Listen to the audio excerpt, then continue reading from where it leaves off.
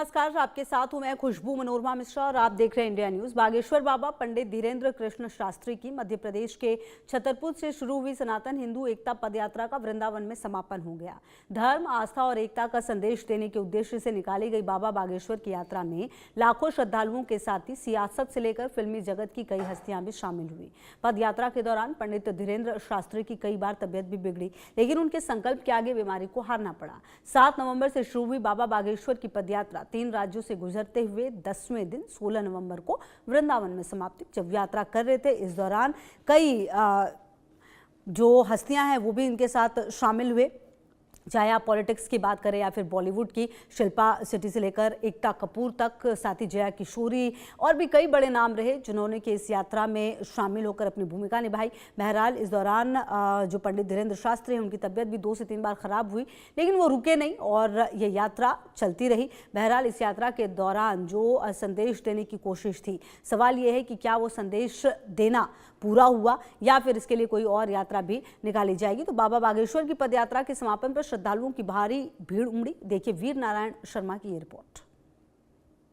संत शास्त्री की सनातन पदयात्रा आज समापन की ओर है और आज 10वां दिन है। दिल्ली से चलकर मथुरा के वृंदावन पहुंची और आप देख रहे हैं तस्वीरों में किस तरीके से जो सनातन हिंदुओं का जो सैलाब है वो यहाँ उमड़ता हुआ नजर आ रहा है। 2 लाख से अधिक जो सनातनी हिंदू हैं वो इस पदयात्रा में शामिल हुए हैं। आप देख रहे हैं पूरी तरीके से मथुरा का जो वृंदावन जो मार्ग है भगवा झंडों से पूरा हुआ अटा नजर आ रहा है। तमाम जो हिंदूवादी कार्यकर्ता जय श्री राम के नारे लगाते हुए यहाँ पदयात्रा में शामिल हुए हैं और लगातार आप देख रहे हैं मेरे साथ भी यहाँ कुछ हिंदू जो संगठन के जो लोग हैं वो यहाँ पहुंचे हैं। और देखिए मैं एक बार बात करने का प्रयास करता हूँ। देखिए किस तरीके से मैं उत्तर प्रदेश मऊ से तो पदयात्रा में चल रही है, क्या कुछ मांग कर रहे हैं आप लोग? हिंदू राष्ट्र की मांग कर रही हूँ। हमारे गुरुदेव भगवान की यही आज्ञा है कि हिंदू राष्ट्र घोषित हो, हिंदू राष्ट्र घोषित हो, हिंदू राष्ट्र घोषित हो।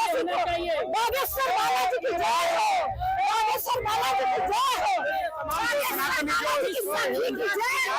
कराने की मांग लगातार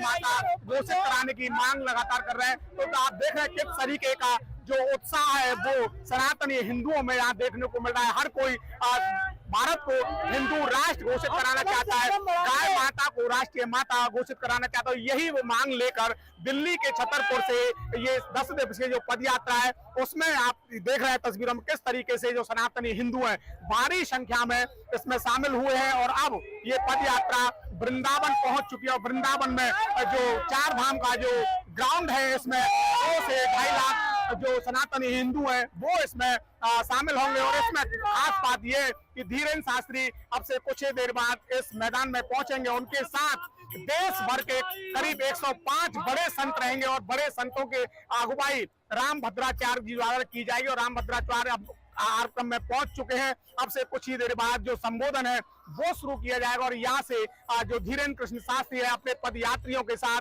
बांके बिहारी मंदिर पहुंचेंगे और बांके बिहारी मंदिर में पूजन अर्चन के बाद बांके बिहारी को पोशाक भेंट करेंगे। तो एक बार आप तस्वीरों में देख सकते हैं कितनी संख्या यहाँ लगातार सनातनी हिंदुओं की हर कोई सनातनी हिंदू तो जय श्री राम के नारे लगाते हुए यहाँ नजर आ रहे हैं, हिंदू राष्ट्र की मांग करते हुए नजर आ रहे हैं। नमस्कार भाई साहब, मैं मीतू गोयल जयपुर से आई हूँ।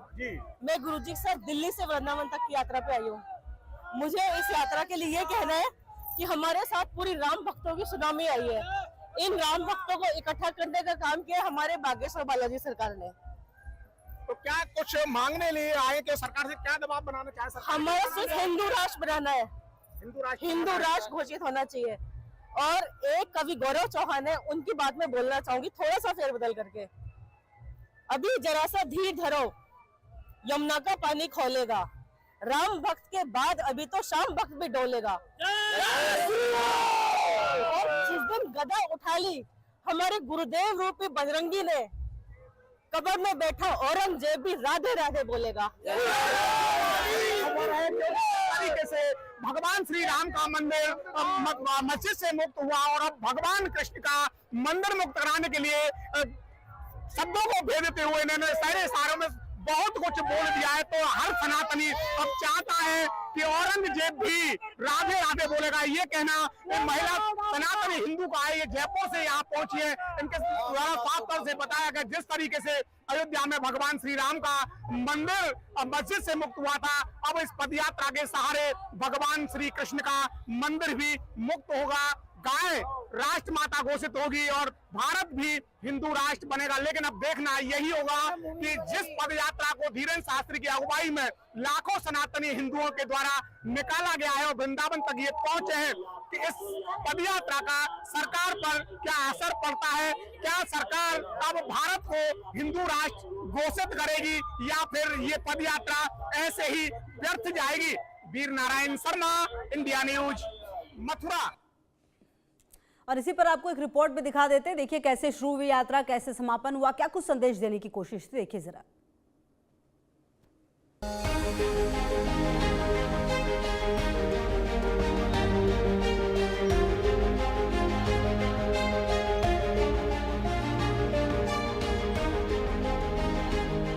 बाबा बागेश्वर की यात्रा संपन्न, सनातनी मना रहे भव्य जश्न, साथ चल पड़े सितारे संत, हिंदू एकता यात्रा की कथा अनंत। बागेश्वर धाम के पीठाधीश्वर धीरेन्द्र कृष्ण शास्त्री की दिल्ली से वृंदावन तक चली सनातन हिंदू एकता पदयात्रा संपन्न हो चुकी है। यात्रा की हर तस्वीर ने सनातनियों का ध्यान अपनी ओर खींचा। बाबा बागेश्वर की बीमारी भी अखबारों की हेडलाइन बनी।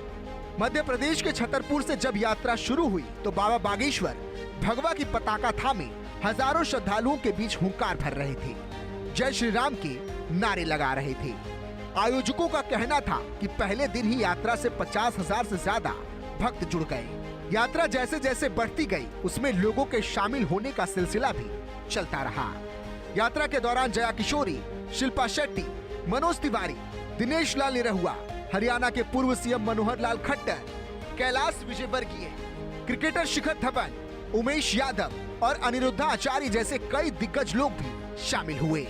बाबा बागेश्वर की यात्रा का उद्देश्य समाज में समरसता स्थापित हो, भारत एक गौरवशाली हिंदू राष्ट्र बने, मां यमुना स्वच्छ और सुंदर बहे, ब्रजधाम क्षेत्र मांस और मदिरा से पूर्णतः मुक्त हो, गौ माता को राष्ट्र माता का सम्मान मिले और गौ अभ्यारण्य की स्थापना हो, प्राचीन वृंदावन पुनः स्थापित हो, वहां के मंदिर और रज सुरक्षित रहे, श्री कृष्ण जन्मभूमि पर भव्य और दिव्य मंदिर का निर्माण हो। धीरेन्द्र शास्त्री की 10 दिवसीय पदयात्रा 7 से 16 नवंबर तक 3 राज्यों से होकर गुजरी। यात्रा के अंतिम दिन लाखों की संख्या में सनातनी इसमें शामिल हुए। इसका मुख्य उद्देश्य भारत को हिंदू राष्ट्र बनाना और हिंदुओं में एकता स्थापित करना सहित 7 संकल्पों को लेकर चलना था। बागेश्वर धाम में पंडित धीरेन्द्र कृष्ण शास्त्री का ऐसा विश्वास है कि ये पदयात्रा जाति पाति और ऊंच नीच के भेदभाव को खत्म कर समस्त सनातनियों को एक साथ लाएगी। ये पदयात्रा सिर्फ सनातनियों के बीच एकता ही नहीं स्थापित करेगी, बल्कि बालाजी के भक्तों और ब्रजवासियों का दिव्य मिलन भी कराएगी, क्योंकि इस यात्रा का समापन वृंदावन के श्री बांके बिहारी जी के दर्शन के साथ हुआ। यात्रा का उद्देश्य पूरा हुआ या नहीं ये तो समय तय करेगा, लेकिन यात्रा और उसमें शामिल हुए लोग देश में चर्चा का विषय जरूर बन चुके हैं। Bureau report, India news.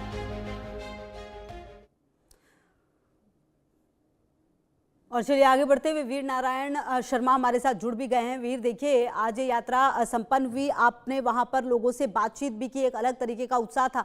कुल मिलाकर वीर नारायण जो संदेश देने की कोशिश थी वो क्या थी, कितना सफल रहा ये अगर ओवरऑल देखा जाए इस यात्रा को? तो हालांकि कुछ तबीयत भी काफी ज्यादा खराब हो गई थी धीरेन्द्र शास्त्री की 2 से 3 बार, लेकिन बावजूद उसके वो रुके नहीं। देखिए बिल्कुल जिस तरीके से बागेश्वर बाबा धीरेन्द्र शास्त्री के द्वारा एक पदयात्रा निकाली गई, तो इस पदयात्रा का नाम सनातन पदयात्रा दिया गया था और दिल्ली के छतरपुर से ये पदयात्रा वृंदावन के लिए संचालित की गई थी। और बता दें आपको, दिल्ली से वृंदावन की जो दूरी है करीब 170 किलोमीटर की दूरी, और इसमें 1-2 नहीं बल्कि 2.5 लाख से अधिक जो श्रद्धालु हैं, सनातनी भक्त हैं, वो इसमें शामिल हुए थे। और सनातनी ही नहीं बल्कि देश के जो बड़े बड़े क्रिकेटर, फिल्म स्टार और नेता वो भी इससे पीछे नहीं रहे और सभी इस पदयात्रा में शामिल हुए थे। और पदयात्रा का उद्देश्य केवल एक ही था कि सनातनी हिंदू कैसे भी एक हो, एकजुटता का संदेश देने के लिए धीरेन्द्र शास्त्री पद यात्रा लेकर दिल्ली से वृंदावन के निकले थे और उसमें यमुना को शुद्ध कराने का प्रथम जो उद्देश्य है वो देश को हिंदू राष्ट्र, गाय को राष्ट्र माता और यमुना शुद्धिकरण का संकल्प धीरेन्द्र शास्त्री ने वृंदावन में लिया था। और इसी संकल्प को लेकर धीरेन्द्र शास्त्री के द्वारा ये सनातन पदयात्रा का जो संचालन है वो करीब 170 किलोमीटर चलकर वृंदावन में आज पूरी की। और वृंदावन में बाकायदा जो चार धाम छठीकरा जो मंदिर है, चार धाम मंदिर में अंतिम पड़ाव उनका था। अंतिम पड़ाव के बाद तमाम जो देश के बड़े बड़े संत हैं यानी कि 105 बड़े संतों को आमंत्रित किया गया था और श्री रामभद्राचार्य जी की अगुवाई में आज एक सभा संबोधित की गई और इसमें मध्य प्रदेश के सीएम मोहनलाल यादव भी शामिल हुए थे। और यहाँ से ये पदयात्रा संचालन के बाद धीरेन्द्र शास्त्री बड़े संतों के साथ बांके बिहारी मंदिर पहुंचे और बांके बिहारी मंदिर में बांके बिहारी जी का पूजा अर्चना करने के बाद पोशाक भेंट की और उन्होंने ये दुआएं उनसे मांगी, ये मन्नत आराध्य प्रभु बांके बिहारी से मांगी कि अब कैसे भी, क्योंकि जिस तरीके से सनातन की पदयात्रा और सनातनी हिंदुओं का उत्साह ये देखने को मिला था, पूरे जो नेशनल हाईवे दिल्ली से आगरा वाला जो मार्ग है पूरी तरीके से भगवा झंडों में रंगा हुआ नजर आया था। हर चारों तरफ अगर हाईवे की बात करें तो हाईवे पर जय श्री राम के नारे लगाते हुए सनातन हिंदू आगे की ओर बढ़ रहे थे। और ये जैसे ही कारवां वृंदावन पहुंचा तो वृंदावन में 2.5 लाख सनातनियों की संख्या से बढ़कर करीब 3 लाख सनातन हिंदुओं तक पहुंच गई। तो चारों तरफ चाहे वो चार धाम का जो परिसर हो वो पूरा खचाखच भरा हुआ था। हाईवे की अगर बात करें तो हाईवे पर हजारों की संख्या में जो श्रद्धालु भक्तों की जो भीड़ थी, सनातनियों की जो भीड़ थी वो यहाँ देखी गई। और हर कोई सनातनी हिंदू केवल एक ही मांग करता हुआ नजर आया था कि जिस तरीके से अयोध्या में भगवान श्री राम का मंदिर बना है और उसी तरह अब सनातनी हिंदू एकजुट हो चुके हैं और अब भगवान श्री कृष्ण का जो कृष्ण जन्म ठीक है वीर नारायण, लगातार नजर रहिए, आगे भी अपडेट लेंगे। फिलहाल शुक्रिया आपका इन तमाम जानकारियों के लिए। चलिए आगे बढ़ते हुए बात पाकिस्तान और बलूचिस्तान